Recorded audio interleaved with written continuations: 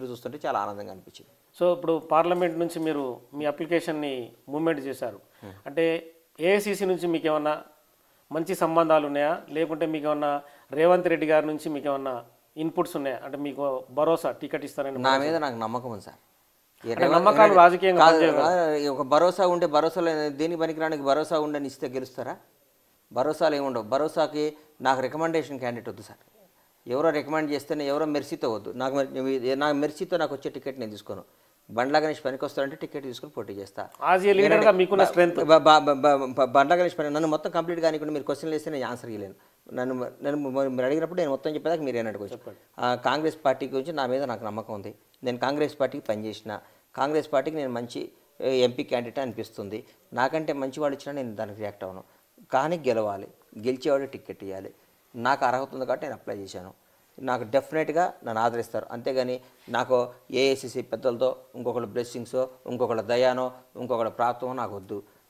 నేను గణేష్ నిలబడగలడు అని నమ్మకం ఉంటే పెద్దలు టికెట్ ఇస్తే నేను చేస్తా. కానీ నేను రికమెండేషన్ క్యాండిడేట్ని కాదు.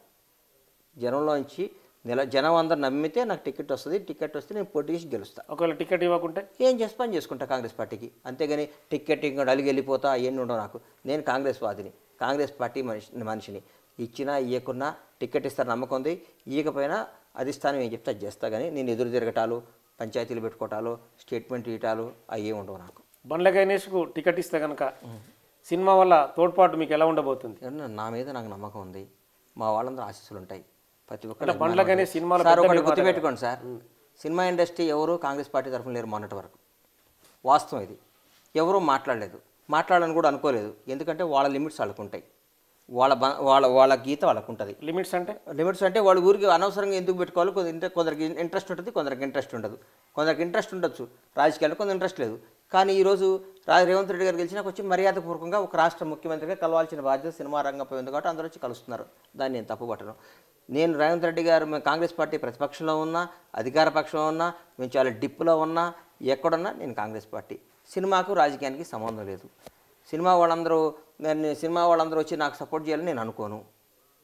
సినిమా అది ఒక అద్భుతమైన రంగం. సినిమా రంగం అనేది చాలా అందరూ మంచివాళ్ళే. ఎవరి అభిప్రాయం వాళ్ళది. నేను దేవుళ్ళ భావించాను. ఆంధ్రాలో ఒక పార్టీ పెట్టుకొని బ్రహ్మాండంగా చూసుకుంటున్నాడు. నేను పోయి జాన్సన్లో జాయిన్ కాలేదు కదా.